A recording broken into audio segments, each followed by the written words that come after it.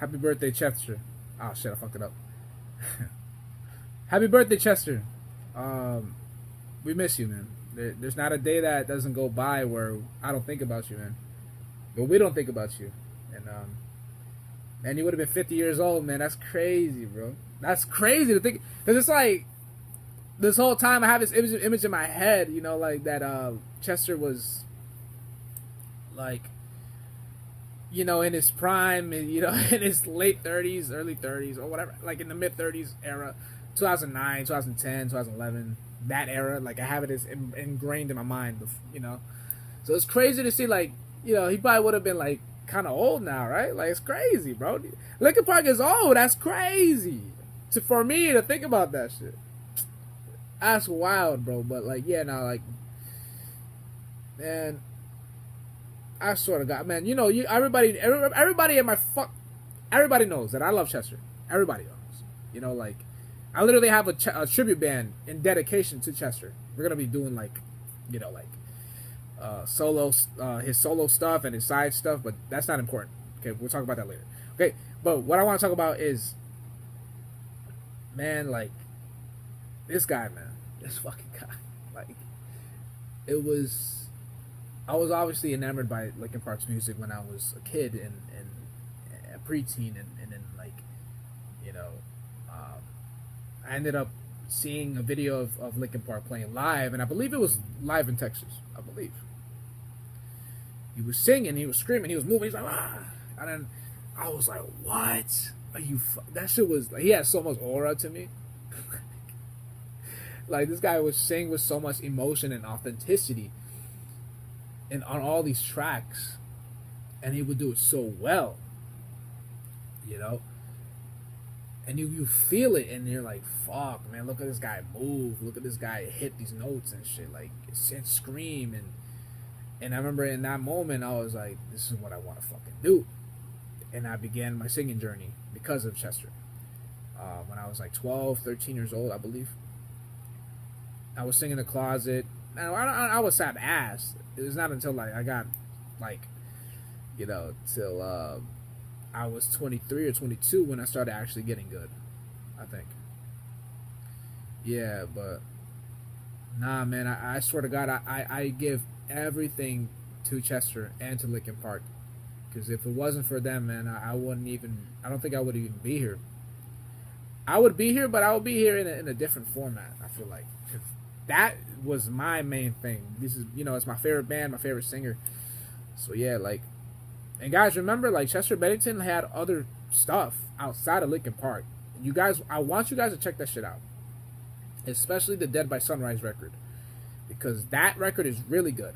It came out in 2009, and they only released one album. Unfortunately, they only toured for like 2 years, and it consists of the members of some of the members of Orgy, the band, you know, and it was Chester as a lead singer. And a lot of people just think it was just like, oh, like, and you know, it was just a side project or whatever, you know. But it's really good stuff, especially the first half. It's just fantastic shit, fantastic writing. And I remember I was listening to the song called "Let Down," and I got into them like in 2025, I believe. I started listening to "Let Down," and I was like, oh my god, this is fucking beautiful. It's fucking amazing. I started crying. I'll be real, I cried when I listened to "Let Down" for the first time. I was crying because I missed that motherfucker. I miss him. I still miss that motherfucker. To this day, I miss that motherfucker, yo. I never heard that song before in my life, and it hit me so much. Like, it really shook me. Like, when the chorus hit, bro, I was like, oh shit. You know what I'm saying? Nah, bro, and you know, I remember I listened to the entire Out of Ashes album, and I was like, man, they got really, it's some of Chester's strongest fucking work. Outside of Linkin Park, it's his strongest fucking work, bro. Swear to God, bro. Like, Grey Days has some hits here and there, but it's a little bit, you know. But Dead by Sunrise, that's the shit right there. I ain't gonna lie with you, that's the fucking shit. You know what I'm saying?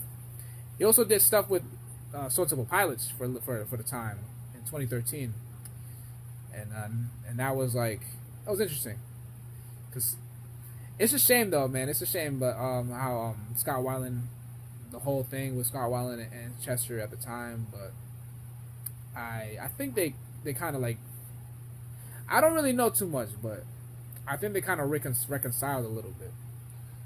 Yo, Chester got a lot of hate, bro. I don't know what it is. What is it? But like he got a lot of hate throughout his entire career, man. It's something I think he probably got used to. But I know it affected him though, because I heard that when Dead by Sunrise came out, some of the fans were mad that he was doing that, and that they didn't like the song. I don't know. That's what I heard from a guy. I forgot. It was a guy that he was talking about. He watched a documentary. I'm like, there's no fucking way these songs are hit. These songs fucking hit. What are you talking about? I guess they didn't like it because it wasn't Linkin Park. I don't know. So like all throughout his career, man, even in One More Light, when One More Light came out, you know, people weren't fucking with it. I fuck with most of it. Okay, I'll be honest. Okay, there's some really good songs on One More Light, but the rest of it is like, all right, it's alright. You know what I'm saying? It's just, but yeah, like, you know, Chester Whitman, like, he was, to me, he was the John Lennon of this generation, the Kurt Cobain of this generation, the Michael Jackson, a little bit. Okay, I don't know. In terms of rock, okay? In terms of rock is what I'm trying to say. In the rock genre, okay? This guy is like the most important front man in the past 20, 25 years. You know? And it's we have to like, what I'm doing is I'm honoring him by performing his songs live, by performing his solo and his side work live, and I want to do that for you guys, and I'm excited for that, and I'm super excited for that. I have a whole band. We're gonna rehearse and practice. We're practicing on our individual time and shit. I know it's a shame. It sounds like a shameless plug, but at the same time, it's like I fucking love this guy. Like I love this fucking guy. Like I'm doing it because I love this motherfucker and I love the songs. Like I wouldn't do it because I'm doing it because I love this shit, bro. Like, and you're gonna see that, and you see that. Like there's a lot of posts. Like sometimes, yeah, I'll be going off, bro. I'll be singing "Giving Up," and I'll be like, "I give it," and then I'm going with the crowd and shit. I'll be wilding out, bro, because I love this shit, bro. Fuck, yo. But yeah, like I hope that I honor him by becoming the artist that he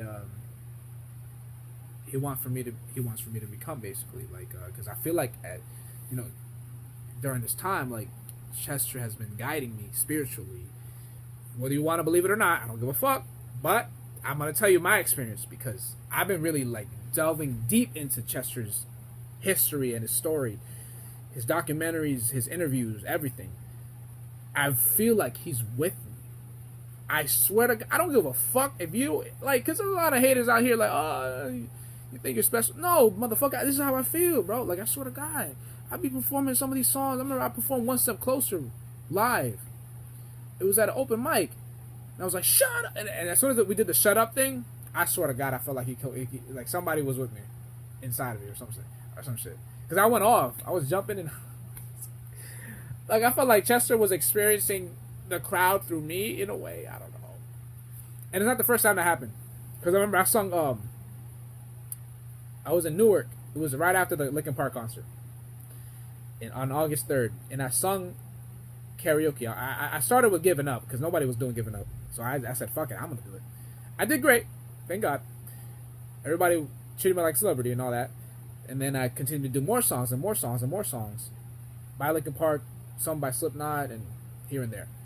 It was a mixture, but I performed with the authenticity, like with the moving around and getting the crowd going and singing my heart out, and they loved it. And I remember that after the end of the night, I was told that it felt as though that Chester Bennington was brought back from the dead that night.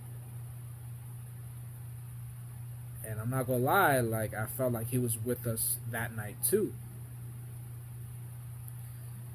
And so I feel as though I really do feel like I'm channeling him in a way, his spirit, like in a way, like there's so many experiences, man, where I tell you, like, I be talking to myself, and I swear, like, sometimes I feel like it's him talking to me, bro.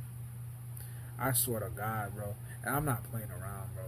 And like, and you know, after all realizing all of that, all those experiences, feeling that, you know, like, I feel like I'm not alone anymore because I have Chester with me. Chester's with me, you know. He's guiding me. He's trying to, like, help me become the artist I'm always meant to be, you know. And he's like showing me, like, this is how you do it. He showed me Stone Temple Pilots, and I was like, oh my God, love Stone Temple Pilots because he loves it too, you know. And then I got into Stone Temple Pilots because of Chester as well. Yeah, like, how do I say it? But yeah, like, Chester's with us still. Like, even though he's dead, he's with us. I mean, I speak from experience. He's with me, you know. And it's very comforting. It is comforting. I'm not gonna lie. It's helpful. It's very helpful that now I finally don't feel like I'm alone, you know, in this music journey. Because I have the front man, you know, the spirits of the front man that I aspire to. They're there whenever I need them. I feel like, you know. So yeah, just let me stop talking because I'm gonna keep talking and talking and talking. So I'm gonna try to end it now. Long live Chester Bennington. Long live Chester Bennington's legacy. Happy birthday. He would have been 50 years old. It's crazy, you know. Long live his legacy. I'll honor him as much as I can. And I hope,